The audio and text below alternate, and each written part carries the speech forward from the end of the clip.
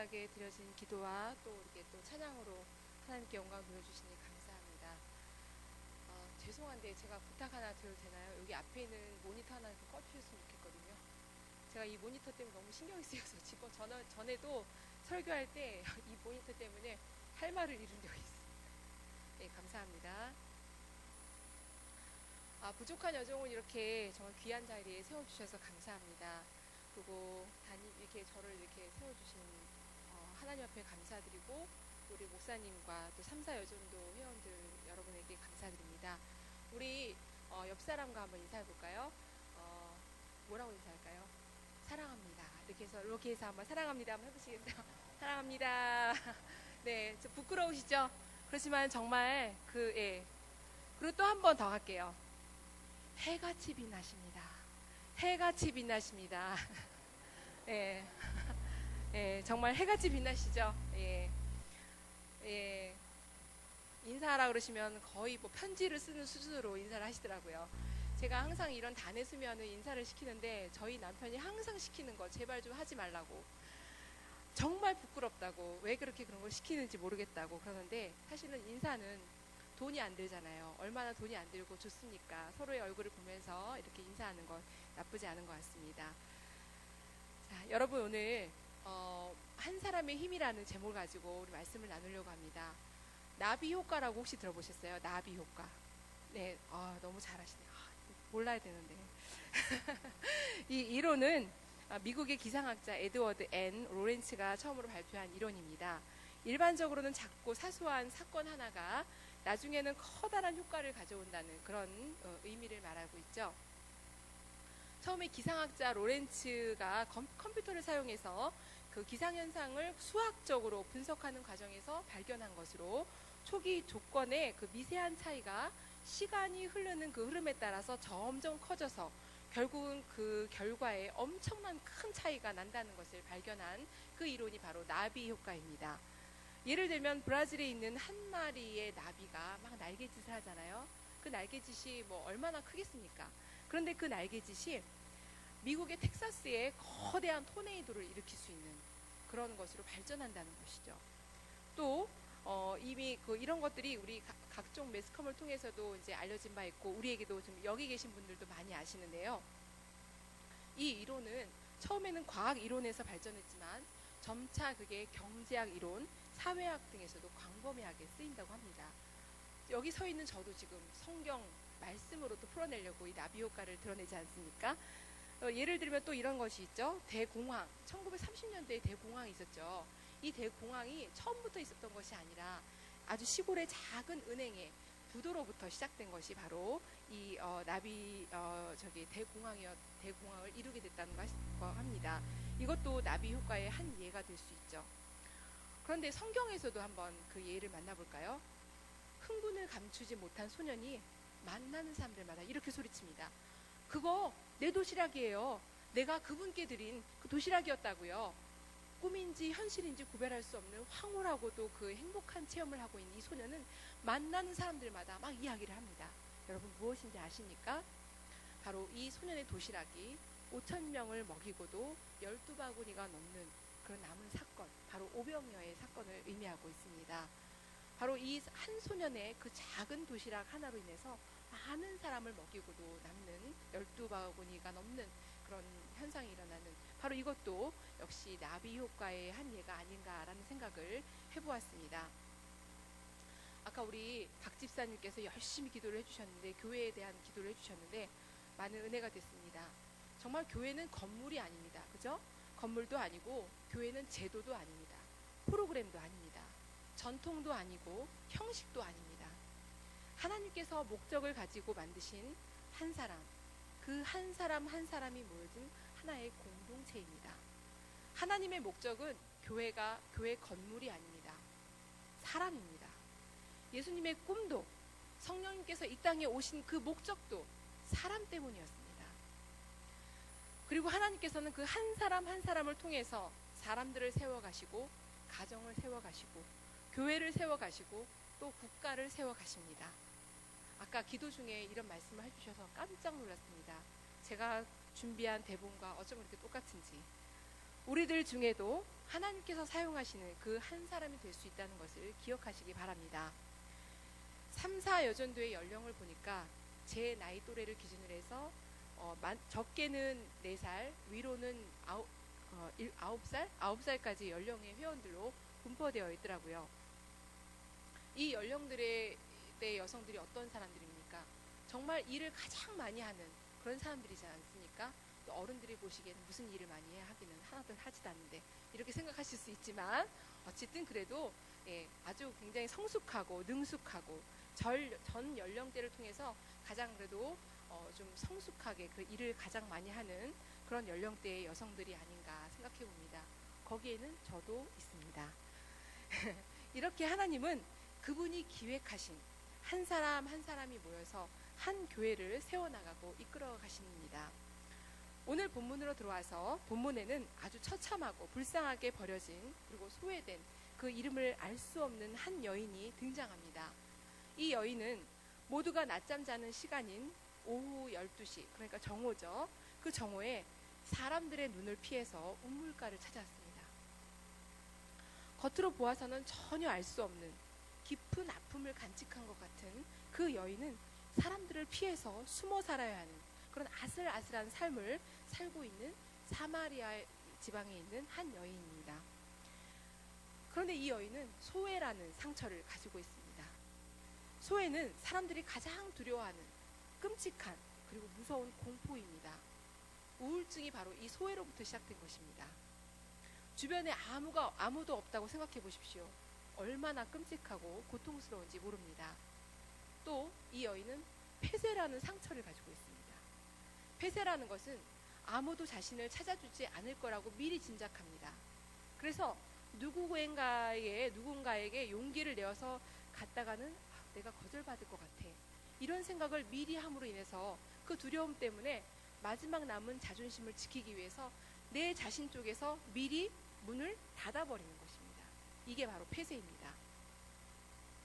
그런 의식적인 선택을 한 거죠. 세 번째는 삶의 방향 감각을 잃어버린 여인이었습니다. 이 여인은 게을러서도 아니고 똑똑하지 않아서도 아닙니다. 그렇다고 인생에 최선을 다하지 않은 것도 아닙니다. 오히려 이 여인은 굉장히 그 인생을 치열하게 살아가는 그런 여성입니다. 이 치열함은 이 여인의 결혼 경력을 보더라도 금방 알 수 있습니다. 결혼을 한 번만 해도 얼마나 치열한 삶을 살아가고 있습니까? 그렇죠? 네, 그렇죠? 네.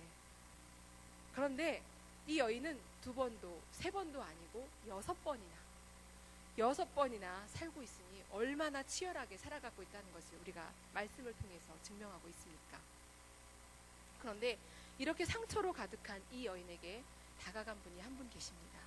그분은 바로 너무너무 잘 알고 계시는 예수님입니다. 외롭고 소외된 인정받지 못한 사람에게 찾아와서 먼저 말을 걸어준다는 것은 그 사람에게 관심을 가지고 있다라는 메시지를 우리가 찾을 수 있습니다. 그런 메시지를 받은 사람은 얼마나 큰 위로가 되고 용기가 생기는지 모릅니다. 여기에 모이신 여러분들에게 먼저 다가가신 분이 누구십니까? 주님이신 줄 믿습니다. 이 여인의 현재의 가장 큰 관심은 물입니다. 희한하죠? 왜 물일까요? 남들의 눈을 피해서라도 꼭 가져가야 하는 그 생존을 위해서 필수적인 그 물을 누군가 보이지 않는 그 시간을 틈을 타서 아무도 없는 그 시간을 틈을 타서 먹지 않으면은 생명을 잃을 수 있으니까 그 생명의 물을 찾기 위해서 아무도 보지 않는 아무도 나타나지 않는 그 남들이 다 자는 시간에 물을 가지러 갔습니다. 그런데 주님은 그 여인의 관심사인 그 물에 대해서 말씀하십니다. 그 문제에 대해서 가장 정확하고 확실한 정답까지도 주십니다. 사실 오늘 본문이 저는 다 읽고 싶었습니다. 요한복음 4장 1절부터 42절까지의 말씀을 다 읽고 싶었는데 다 읽으면 너무 시간이 많이 오버될 것 같아서 제가 짧게 그 말하는 그 구절을 우리가 함께 읽어봤으면 좋겠습니다. 잠깐만요.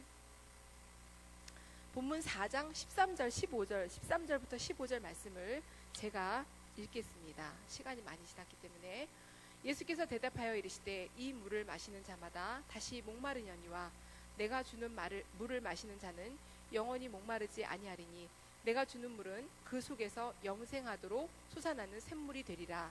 여자가 이르되 주여 그런 물을 내게 주사 목마르지 않고 여기 또 물 기르러 오지도 않게 하옵소서. 여인이 이렇게 이야기를 했습니다. 그렇습니다. 영원히 목마르지 않는 생수이신 예수님은 우리가 가지고 있는 그 문제의 근원을 시원하게 해결해 주시는 그런 분이십니다. 아주 절박한 문제의 상황 속에서도 전혀 목마르지 않게 하시는 분이 예수님이심을 믿으시고 여러분의 문제의 근원이 해결되는 놀라운 은혜가 우리 안에서 충만하게 이루어지기를 바랍니다. 그리고 여기에서 끝나지 않았습니다. 그 여인이 가장 최대의 관심사라고 생각했던 그 물이 해결되고 나니까 예수님은 거기서 끝나지 않고 또 다음 단계로 이끄셨습니다.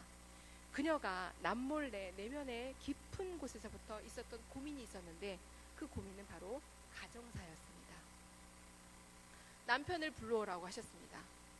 그 누구한테도 당당하게 말하지 못했던 그 가정사를 주님은 들추어서 꺼내셨습니다. 여러분, 상처가 있을 때는 그 상처를 그냥 가만히 내버려두면 다 치유될 것 같죠? 그렇지 않습니다. 들추어서 꺼내셔야 됩니다. 당황한 이 여인은 남편이 없다고 잡아떼어 말했지만 예수님은 이 여인의 그 뼈아픈 과거사를 다 들추어내십니다. 얼마나 깜짝 놀랐겠습니까? 이 여인에게 있어서 해결해야 할 갈급한 문제가 사실은 물보다도 바로 이 가정사의 문제였습니다. 더 깊은 문제 안으로 들어가셔서 예수님은 그것을 해결하려고 하시는 그 모습을 우리가 볼 수 있습니다. 그런데 그 예수님과의 대화 속에서 이 여인에게 갑자기 그 망치 한 대를 이렇게 망치로 한 대를 탁 때린 것 같은 그 스치고 지나가는 것 같은 느낌을 가지고 바로 이 여인이 생각을 하게 되었습니다. 바로 그 부분이 19절입니다. 19절 한번 같이 읽어볼게요. 시작. 주여 내가 보니 선지자로소이다. 갑자기 예수님과 대화하는 이 대화 내용을 통해서 이분이 바로 그 오신다는 그 메시아 그분이시구나 라는 것을 깨닫게 된 것입니다. 여러분, 이 여인이 갈급했던 문제는 사실 남편의 문제가 아니었던 것입니다. 잘 이해가 안 가시죠? 남편의 문제가 아니에요. 또 물의 문제도 아니에요. 이 여인이 그토록 목말라 했던 그 근본적인 문제는 영적인 문제였습니다. 주님은 이 영적인 문제를 만져주신 거예요. 그리고 이 여인은 자신의 문제가 무엇인지를 깨달아 알게 되었던 것이죠. 주님이 주신 답을 또 한번 읽어보겠습니다. 21절에서 22절입니다. 같이 읽어볼게요. 시작. 예수께서 이르시되 여자여 내 말을 믿으라. 이 산에서도 말고 예루살렘에서도 말고 너희가 아버지께 예배할 때가 이르리라. 너희는 알지 못하는 것을 예배하고 우리는 아는 것을 예배하노니 이는 구원이 유대인에게서 남이라. 아멘. 이 여인은 자신의 문제가 예배를 통해서 모든 것이 회복될 수 있다는 것을 그제서야 안 것입니다. 그것을 예수님을 통해서 깨닫게 된 것이죠. 예배라는 것은 그리스도를 대면하는 것입니다. 또 살아계신 예수님을 만나는 일입니다. 우리 인간의 목마름은 그 어떤 것으로도 해결될 수가 없습니다. 영원히 해결될 수 없다는 것이죠. 그것은 바로 신령과 진정으로 드려지는 그 예배를 통해서 주님을 만나고 그 주님으로 인해서 목마름이 해결될 수밖에 없다는 것을 오늘 본문을 말해주고 있습니다. 이 사마리아 여인은 바로 그 목마름을 주님을 만나는 일, 그분을 그 바로 앞에서 대면함으로 인해서 그녀가 아무리 우물물을 마셔도 해소되지 못했던 그 목마름이 해결됐다는 것입니다. 예수님을 만난 이후에 그녀는 삶의 변화가 나타나기 시작했습니다. 예수님을 아주 인격적으로 새롭게 경험한 이후에 그녀는 자신의 그 깊은 내면에서 그 무엇인가를 알 수 없는 꿈틀거림, 그 이끌리심으로 인해서 역동적으로 변화되기 시작한 것입니다. 이 역동은 이마트 앞에 있는 역동 삼거리 역동이 아닙니다. 뭐라고 말할 수 없는 그 기쁨입니다. 그녀를 사로잡은 그 기쁨입니다. 그 사로잡힘을 통해서 그동안 침체되고 폐쇄되고 삶의 방향 감각까지도 잃어버렸던 그녀에게 새로운 에너지가 활활 타오르기 시작했던 것입니다. 주님을 온전히 만난 그녀에게는 세 가지 변화가 나타났는데 바로 그것은 본문 28절에서 30절입니다. 이것은 같이 한번 제가 읽어보기보단 제가 읽어보겠습니다. 여자가 물동이를 버려두고 동네로 들어가서 사람들에게 이르되 내가 행한 모든 일을 내게 말한 사람을 와서 보라. 이는 그리스도가 아니냐 하니 그들이 동네에서 나와 예수께로 오더라. 바로 그렇습니다. 먼저 한 일은 물동이를 버렸습니다. 물동이. 그 물동이는 표면적으로는 물을 담을 수 있는 것입니다. 그건 무엇입니까? 우리의 인생에 있어서 소중하다고 생각했던 그 무엇인 것입니다. 예수님보다도 더 소중하게 생각했던 그 무엇이 바로 물동입니다. 그런데 이 여인은 그 물동이를 버렸습니다. 아주 자신감 있게 버리고 이 여인은 움직였습니다. 두 번째는 마을로 들어갔다는 것입니다. 마을 안으로 들어갈 수 있다는 것. 마을 안으로 들어갔다는 게 뭔 뜻이야? 당연히 마을 사람이니까 마을로 들어갔겠지. 여러분이 이렇게 생각할 수 있겠지만 이 여인은 앞에서 말한 바와 같이 어떤 여인이었습니까? 상처투성인 여인이었습니다. 폐쇄된 여인이었고 삶의 방향조차도 알 수 없는 그런 여인이었습니다. 모든 사람들을 만나기 주저주저했던 그 여인이 마을로 들어갔다는 것은 굉장히 큰 용기 아니면 할 수 없었던 것입니다. 이 여인은 사람이 많은 마을로 들어갔고 그 주체할 수 없을 정도로 그 받은 은혜가 넘쳤다는 것을 증거하고 있습니다. 이처럼 은혜를 받으면 예수님이 먼저 그녀에게 다가가셔서 말을 건네주신 것처럼 이 여인도 바로 이 여인처럼 먼저 사람들에게 다가갈 수 있다는 것입니다. 주저하지 않습니다. 절대로 두려워하지도 않습니다. 자신감이 저절로 생기게 됩니다. 그리고 마지막으로 예수를 전하는 사역자로 변했습니다. 변신한 것입니다. 우리 최우미 집사님이 새가족부 이렇게 아름답게 꾸미는 환경미화를 할 때 변신이라는 말을 쓰니까 그렇게 깔깔대고 웃더라고요. 변신이라는 단어가 왜 그렇게 재밌었는지는 잘 모르겠지만 어쨌든 그런 변신을 하게 됩니다. 이것은 예수라는 최고의 길을 소개하는 강력한 전도사로 변하게 되었다는 것입니다. 결론적으로 이 여인은 사마리아 민족에게 복음을 전하는 첫 번째 여인이 됩니다. 그리고 이 여인은 사마리아 민족을 구원한 아주 불같은 사람이 된 것입니다. 우리 요한복음 4장 39절 보실게요. 한번 읽어보겠습니다. 39절입니다. 시작. 여자의 말이 내가 행한 모든 것을 그가 내게 말하였다 증언하므로 그 동네 중에 많은 사마리아인이 예수를 믿는지라. 아멘. 정말로 소외받고 상처투성이었던 이 여인이 결국은 큰 일을 냈습니다. 그것은 무엇입니까? 사마리아 민족에게 복음을 전한 첫 번째 여인이 되었고요. 또 사마리아 민족을 구원한 불같은 한 여인이 된 것입니다. 바로 이것이 한 사람의 힘입니다. 한 사람의 힘이 얼마나 대단한지를 여러분들이 말씀을 통해서 배우게 됐습니다. 그 나비 효과도 바로 이와 같은 동일한 효과가 있는 것과 같지 않은가 생각합니다. 팔랑거리는 한 나비의 작은 날개짓이 큰 폭풍우를 일으키는 것과 다르지 않기 때문입니다. 또 그 예를 들어서 한 여성을 여러분에게 소개하고자 합니다. 여성의 리더십으로 한 나라가 국가 부도 위기에 있는 상태에서 건져낸 한 여성 대통령이 있습니다. 바로 그 여성 대통령은 아시는 분은 아시겠지만 아일랜드의 첫 여성 대통령입니다. 메리 로빈슨이라고 하는데요. 이 나라는 만성적인 경제난을 겪었고요. 노사 간의 갈등 때문에 아주 그 유럽에 굉장히 문제아로 낙인 찍혔던 그 나라가 바로 아일랜드였습니다. 그리고 이 나라는 영국과도 큰 대립 구조로 가지고 아주 몇십 년 동안, 몇백 년 동안 굉장히 어려움을 겪었던 그런 나라가 바로 아일랜드였습니다.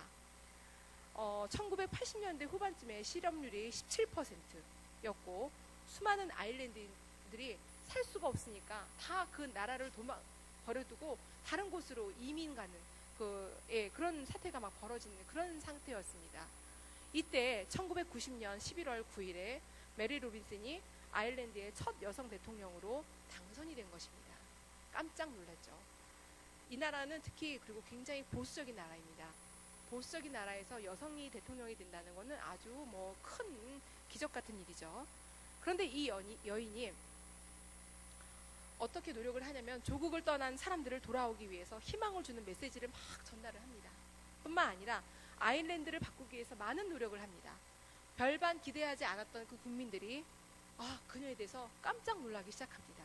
그리고 그녀가 대통령직을 수행하는 동안 국민소득이 3만 달러를 넘어갔고, 저도 이 3만 달러가 잘 어떤 정도의 수준인지는 잘 모르겠습니다만 어쨌든 굉장한 수준인 것 같습니다. 그리고 평균 경제 성장률이 9%, 굉장히 놀라운 거죠. 우리나라는 지금 1%도 지금 할까 말까인데 9%, 9.9%래는 10%에 가까운 수준으로 끌어올렸고요. 소비지수는 유럽 연합 대비를 90%를 기록했을 뿐만 아니라 아일랜드가 잉글랜드와의 끝나지 않은 그 전쟁에서 서로 화해하게 하는 그런 화두의 사람이 되었던 것입니다. 그래서 그 몇백 년 동안 끌어안고 있었던 그 서름 가운데서 아일랜드가 웃음을 되찾을 수 있는 그런 역할을 감당했던 여인이 바로 이 메리 로빈슨이었습니다. 이 모든 상황을 지켜본 국민들은 놀라움을 금치 못했고요. 임기가 끝날 그 당시에 그녀의 지지율은 93%에 달했습니다. 그녀를 연임시키자는 국민의 여론이 막 거세지기 시작했습니다. 그리고 그녀는 그 자리를 그랬지만 정중하게 거절하고 자신의 임기가 끝나자 조용히 자신의 자리로 돌아왔다는 것입니다. 이처럼 한 사람의 힘은 국가를 변화시키고 기적을 이루어낼 수도 있다는 것을 사마리아 여인과 한 나라의 여성 대통령을 통해서 우리가 교훈을 얻을 수 있습니다. 이런 사례는 사실 그 안에만 있는 게 아니라 세상의 모든 분야를 통해서도 굉장히 많이 있습니다. 여러분은 하나님께서 이 세상을 기획하실 때 한 구역, 한 퍼즐 조각을 담당하고 있는 사람들 중에 한 사람입니다. 우리를 통해서 하나님께서는 사람을 세워가시고, 우리를 통해서 교회를 세워가시고, 우리를 통해서 국가를 세워가신다는 것을 잊지 마시기 바랍니다. 그런데 우리를 하나님께서는 그냥 그대로 사용하시지 않는다는 것입니다. 그 전에 하나의 과정이 있습니다. 그 과정이 무엇입니까? 사마리아 여인이 엄청난 상처를 가지고 있는 그 상태에서 그냥 사용된 게 아니시지 않습니까? 상처가 있는 상태에서 여러분 빨래를 해보시고 설거지를 하시면 어떻습니까? 상처가 더 깊어지고 덧나잖아요. 그런 것처럼 상처는 반드시 치유가 되어야 됩니다. 상처가 더욱 깊어지는 것처럼 그런 상처가 깊어지는 것처럼 그녀가 깊은 상처를 가지고 있는 상태에서도 주님의 일을 감당할 수가 없었던 것이죠. 그래서 예수님께서는 그 상처를 만져주시고 또 먼저 다가가셔서 주님을 만나고 또 이 여인이 주님을 온전히 예배했을 때, 그렇게 했을 때 가능했다는 것입니다. 이 세상의 어떤 것도 사람을 온전하게 변화시킬 수 없습니다. 주님이 만나주시고 또 그 사람을 만지셨을 때 가능합니다. 그 여정이 바로 예배입니다. 예배를 통해서 주님을 온전히 만나고 변화되는 바로 그때에 우리는 반드시 하나님의 복의 통로로 세워지는 줄을 믿습니다. 그리고 하나님의 귀한 도구로 사용되는 한 사람 한 사람이 될 줄을 믿습니다. 여기 계신 3사 여전도 여러분, 아까 기도하실 때 정말 간절하게 기도하게 해달라고 그 기도한 거 잊지 마시고 기도하시는 일꾼이 되시기를 바랍니다. 예배를 통해서 하나님을 온전히 만나시는 여러분들이 되시기를 바랍니다. 그래서 하나님의 귀하고 복된 일꾼들로 세워지시는 저와 3사 여전도와 여러분들 되시기를 간절히 부탁드립니다. 기도하시겠습니다.